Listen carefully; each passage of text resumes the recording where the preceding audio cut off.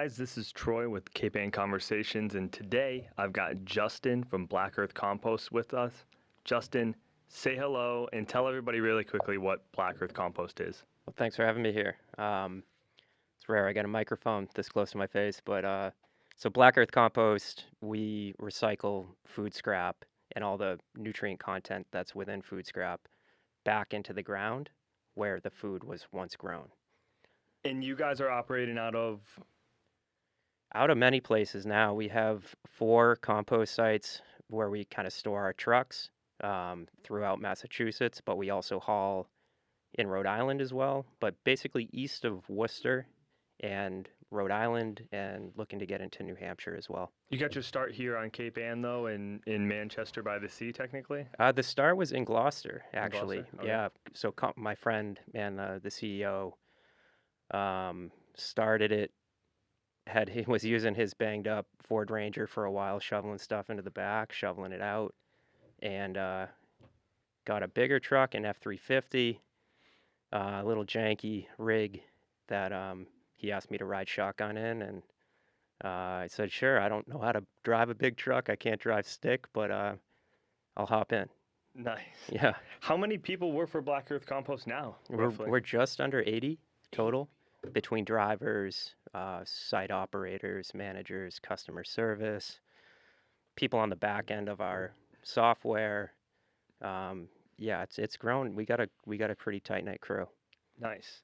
If we take a giant step backwards, I want you to tell us just a little bit about the beginning, because this story I think is pretty incredible if we talk about it, because you're alluding to, it started out with you guys in a Ford Ranger truck, but it's been a road to toe to get from where you were to where you are today. I mean, it was just picking up, your first 10 accounts, and now you've got whole towns that you've contracted with. You have commercial accounts that you've contracted with. So if you can take a step back to those early days, which may bring back nightmares for you, but I think everybody can relate, and tell us about sort of the historic road to toe to how we got to today. Yeah, well, again, Connor had that truck. We actually lifeguarded together here at Good Harbor Beach a long time ago, and then in 2011 he moved back to town. Then a few months after he started it, we were having a beer at what was once the dog bar. He asked me to jump in. I think it was like the next day, with him saying what he was up to. I was just transitioning work, and And you're just like, yeah, I'd love to pick up food scraps from people. yeah, I mean it. But I never really composted or had any experience with dealing with food scrap really in my life. So my first experience composting was, composting 1 ton of material, and helping out doing those pickups. And we had great timing, but we also had a great city to establish the business in Gloucester. Um, Creative, tight knit town. People don't poke fingers at you too much if you're doing something that's kind of outside of whatever the norm of society is, generally. So we mainly had support. We found a few residential customers, a few commercial customers that said yes, um, and they were patient enough with us to see us through and let us prove our service. So tell us how the process actually works. So you go out and you collect food scraps from people's house. Right. Or you go to the Cape Ann Lanes, brews their own beer, right? Right. You collect their brew waste. Do you do any fishery waste? Yeah.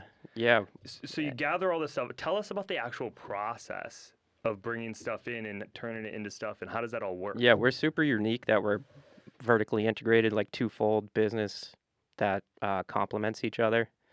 So we have the trucking on the intake, and so that's its own basic business with 35 trucks, do about 350 tons of incoming material each week, 40,000 residents we pick up from every week. And that's its own beast, but that work isn't done. You still, you're dumping the material. And at that point, it goes over to Andrew and his team at one of the 4 compost sites where the material, it takes about 6 months to break down, a ton of hands-on work to process it, to create the environment where compost can degrade. Um, What is that environment kind of y- like? it depends which site it goes to, but basically it's mixed with either leaves or horse bedding, um, in a way that balances the material to produce the bacteria that helps break down the food waste. And in about 6 months, still has to be screened and filtered a bit. But then you're left with a super high grade, nutrient rich compost. Do you add any like bacteria cultures to it, or do you just stir it essentially Yeah, well, every yeah, week, or you how does that mix work? it. You mix it every so often, but some of our sites have aeration in the flooring, so you want it to be the proper moisture. Um, you want it to be the right balance of carbon and nitrogen.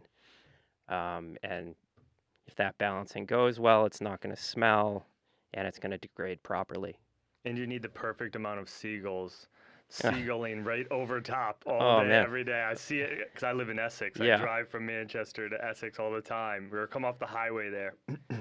And you know where your site is because there's no less than 500 seagulls some days. it's a bit of a Hitchcock movie looking up on the highway sometimes, but we're happy to say that we've transitioned out of that School Street location over into Pine Street where we have a roof. So seagulls aren't going to be able to see it being contained in indoors. Oh, nice. So that building is really going to give us a leg up with, yeah, pest management, odor control, drainage. Um, so that was a big step for us. We already had a building at our Groton site, but that roof is key to, obviously, to keep the birds out. And probably to keeping that moisture level perfect. So if it overrained, that's not good, right? Yeah, it helps balance all of those metrics. Oh, Yeah. interesting. The Pine Street, that was kind of a long time coming too. You guys had spent a couple years on getting that Yeah, I think over it the was goal about line. like 5 years of back and forth with the town, getting it sited and properly permitted and going back and forth with engineers, raising funding for it. Um, we did like a crowdfunding effort a few years back to get us to financially be able to afford it. And then kind of in the 11th hour, like when we had all the financing ready and um, we applied for a grant as part of the Inflation Reduction Act from the federal government, and we got approved for significant amount of money to help with improvements and get some new equipment. And we were extremely happy to see that. We just had a ribbon cutting up there with everybody from members of the USDA were there, down to local government officials and some of the original residents that used our service or donated to that crowdfunding effort that we did. That's awesome. Talk a little bit about the financials if you can, just generically. How does it work? Do you guys make the majority of your revenues through picking up services, so like removing essentially waste from towns, or is it um, you actually sell your earth directly to consumers too, right? Yeah, and which creates a nice balance because the consumers of the product are going to be a lot of the residents that we pick up from. So the bigger that residential base grows, so 40,000 residents all know about um, the compost product that's available for them to buy as well. On top of that, we have a couple other add-on products, like we can go build a raised garden bed in your backyard. We can pick up electronics from your house, textiles, other things that we can recycle from that core base of residents that we pick up from. Primarily, the main source of the income is maybe like an 80-20 split. The main source, the 80 being the commercial intake of material. And you're working with all different types of people. Tell us like how far do you reach? And you're working with homeowners, you're working with commercial accounts. Can you give us some first? How far do you reach? Yeah, so our it's basically Worcester East, New Hampshire, Rhode Island, and that the density within each town really varies. And so Uh, you have contracts with towns directly. So if you live in, give me a town. so a town that we have a direct contract with would be the town of Manchester by the Sea. Perfect. So the town there pays for the community um, to use our weekly pickup service, and it's up to them to opt in. Um, that's one strategy, but primarily it's a direct pay system where you can sign up for weekly or 6 month subscriptions directly with us. So in Manchester by the Sea, essentially every resident can opt in to getting one of Right. your bins. Yeah, They stick out on a Tuesday morning or exactly. whatever, and you guys come by and pick it up. And Yeah, and if it's paid for by the town like that, you're still not going to get 100% participation. But what we've seen is the more you see your neighbor doing something that you might not currently be up to. I don't know if it's a competition thing of who can be the most green, but that's kind of how it spreads awareness. You see more and more buckets on your street. You get more and more intrigued over time. So say that town might start with 30% participation, but now Manchester is up maybe 50, 60%, and it's going to keep growing. And even if your town hasn't opted in, as long as you're in your coverage area that you kind of explained before, you individually can opt in. That's right. And what do? They just go to your website and sign up? Yep, sign up right on the website. It gives you the pricing, your day of pickup, different payment plans, and then we drop the bin off, and you're ready to go. It's pretty streamlined. And commercial accounts, like you were mentioning, you use the beer making wastes for a Right. brewery. You work with the fishing industry.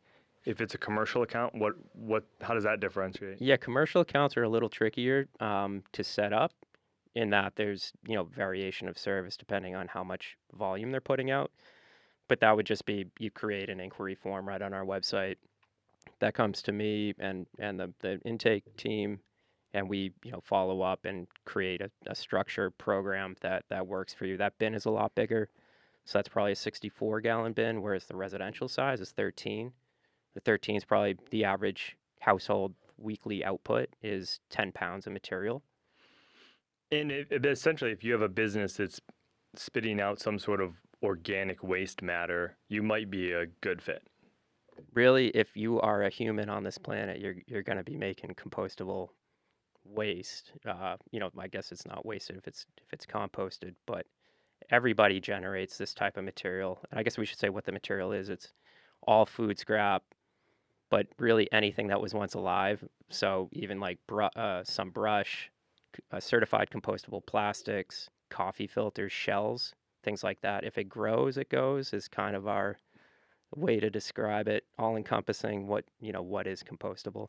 What's the one thing that you get that drives you guys crazy each week? Plastic. Just straight up plastic. Yeah, I mean, it's kind of a nature of the beast with hauling this type of stuff. There's going to be some level of contamination, but we're pretty good on the front end about education of what is and what isn't compostable. But it's not easy because there's a lot of products out there that claim to be compostable. Like if you see the word biodegradable on it, on anything really, that should be a bit of a red flag because there's no actual standard to say what is biodegradable and what isn't. So we really look for, there's a few certifications that products need if it is a compostable plastic to verify that it actually will break down in the environment that we have at our compost sites. And then what do people do to get the output from you? Yeah, so if you're in a town with one of our sites, we have community compost available, and you can come shovel it into 5-gallon buckets. But so we have, if you want the bag product, there's about 130 or so retail outlets that sell the cubic foot bags. Every resident gets a voucher as part of their service that they can actually bring to one of those garden centers to get a free bag. Maybe they'll buy some plants while they're there too, perhaps some extra bags. All those orders can be placed online, but we also do bulk orders of compost, and you can get as small of an order as half a yard, which is pretty useful because if you get too much more than that, you might get overwhelmed with having too much compost on your site. But, if you have a really big property, we can do 10 yards. We send out 35-yard trailers to farms too. Wow.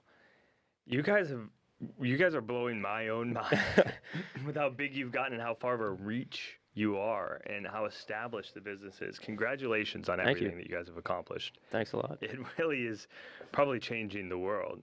And I see your truck all the time on the highway, but I don't think everybody's gonna have known how big you guys have gotten in such a short amount Yeah, of time. it's a sleepy kind of business. It's always the ones that it's waste removal is pretty universal.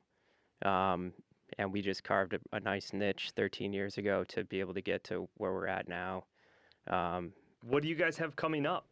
Like, any events that you guys are doing? I mean, you just did the ribbon cutting at Pine Street. Yeah, that was a big one for us. We're happy to get that behind us and that site up and running. But you guys are co-doing Brewfest? yeah, Brewfest. We do big events like that. We just composted a ton of material from the Newport Folk and Jazz festivals. But yeah, Brewfest is a cool annual event down at Stage 4 Park here, and all the cups are certified compostable plastic, and we're going to be composting 100% of those cups at our site in Manchester. And I know you mentioned you do some work with backyard growers as well, too. Yeah, they're awesome. So yeah, we donate some compost to them. Yeah, we're going to get them on here, too, and tell their story about what they're working on. Awesome. So maybe we'll have you all together in here. Yeah, they do a great job. They're having an event coming up in September at Oak to Ember, which is a local restaurant here in Gloucester that also uses our service. And it's a kind of fundraiser for backyard growers and their efforts. That's awesome. Hey, Justin, it was great having you on, bud. Hey, thanks for having me. Thanks for telling us this story, and I wish you guys all the best in your continued expansion. All right, well, thanks so much. Thanks.